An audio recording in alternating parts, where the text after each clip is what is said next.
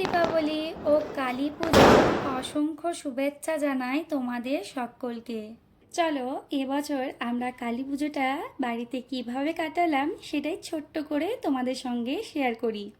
আর জানো তো, এবছর আমার রঙ্গোলির চেয়ে আলপনা দিতেই বেশি ইচ্ছে করছিল, তাই সিঁড়ি থেকে সামনে গেট সব জায়গায় আমি আলপনাই দিয়েছি। আর এখানে পান পাতা ও ফুল দিয়ে ছোট্ট একটা রঙ্গোলি বানিয়েছি।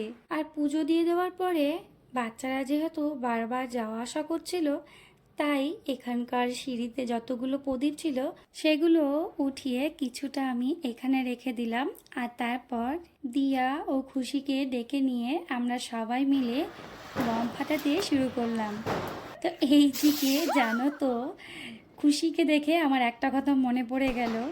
বিয়ের আগে আমি একদমই বম ফাটাতাম না, এমনকি আমার বাবা খুব ভয় পেত যাতে আমার হাতে গায়ে ছ্যাঁকা না লাগে, তার জন্য বেশিরভাগ ফুলঝুরি বেশি কিনে দিত, আর অন্য বমগুলো আমার মা ফাটাতো। আর বিয়ের পর বর আমাকে ধরে বেঁধে শিখিয়েছে, যেমন ও মেয়েকে এখন শেখাচ্ছে, দেখবে। তো আজ এই পর্যন্তই। হ্যাপি দিওয়ালি।